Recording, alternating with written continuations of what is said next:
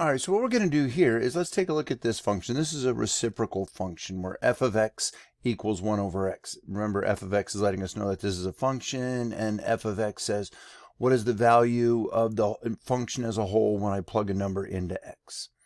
So let's find out.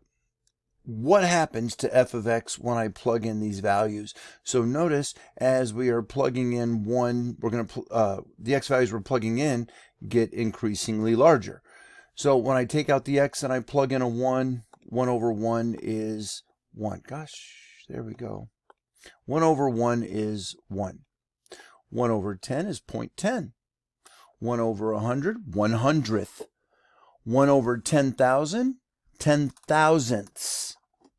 1 over a million, 1,000,000th.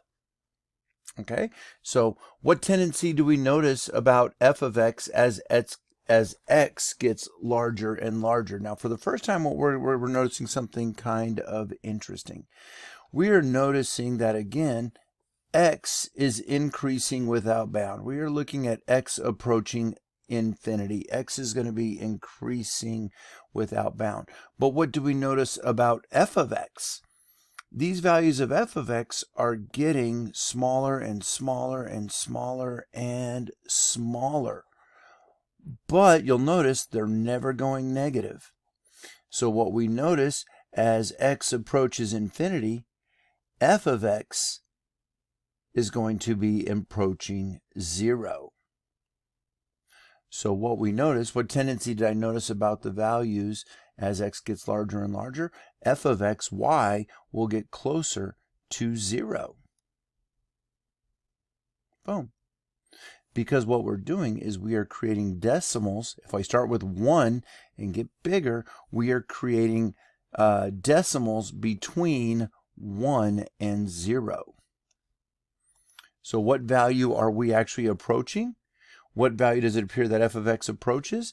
Well, we can see as x approaches infinity, again, f of x is approaching 0. It's never going to be 0, because no matter how big this number gets, we're never going to be 0. We're just going to be a smaller and smaller and smaller decimal. So can I find a specific value of x for which f of x is going to be 1/billionth? Yeah. Yeah. Sure. Do you know what it is? Yeah. Sure. 1 billion. If we plug in a billion,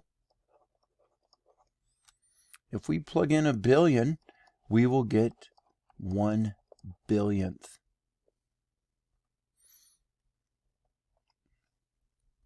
All right, well, let's talk about what if we bring an exponent to the bottom.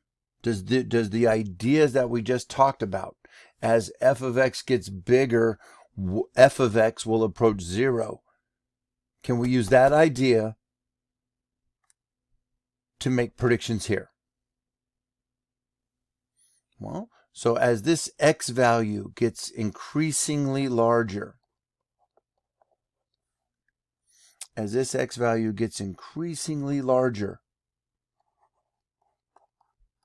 what's going to happen to f of x? Well, 6 over 1 squared would be 6.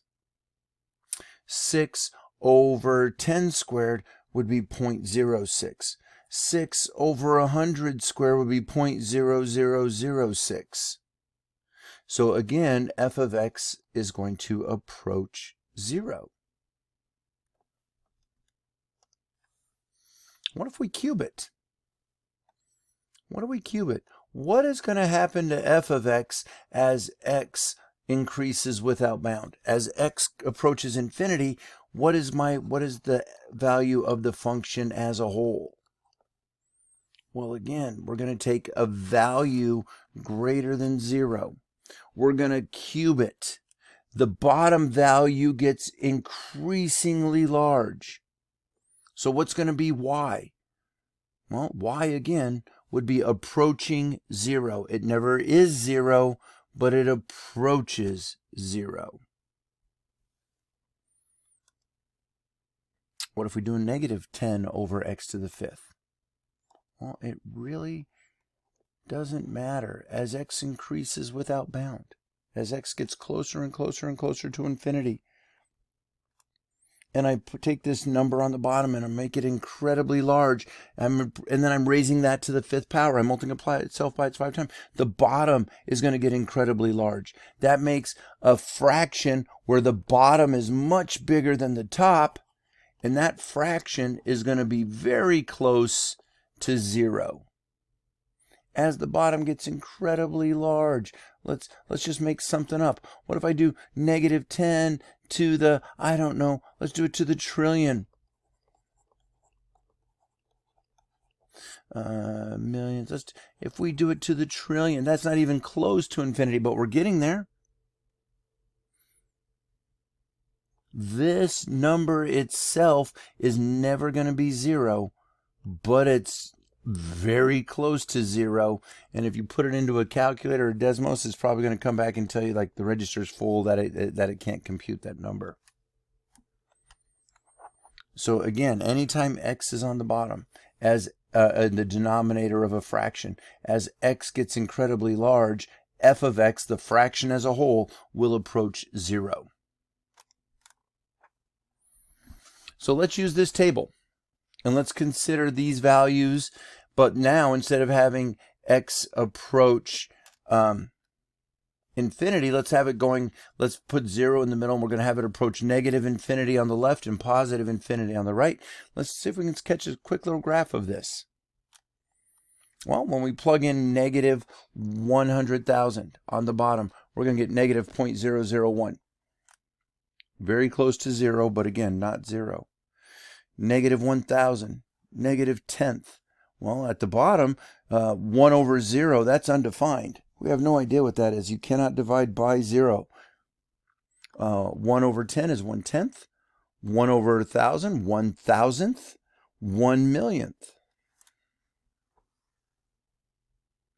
So as we can see on top, on the right side, what this table is showing us, on the right side, as x is approaching infinity, f of x is approaching 0. My decimal values are getting smaller and smaller and smaller, but they will never be 0. They will get close to it. And then on the left side, as x is approaching negative infinity, again, f of x is going to approach, right here, we're approaching 0, but it's getting closer and closer and closer to that 0, but it will never be 0. So what would that graph look like? If we were to graph these, what would it look like? Well, obviously I can't graph negative 100,000. It just doesn't graph. But we can graph negative 100,000. We can go way left and just a little bit below the y-axis. That's what it's saying. It's saying come way out here to the left and just be just a tiny bit below the y-axis. Be below the y-axis, be left and below the y-axis. And as we get closer to 0, what's happening is my x values are getting bigger and bigger and bigger and bigger and bigger.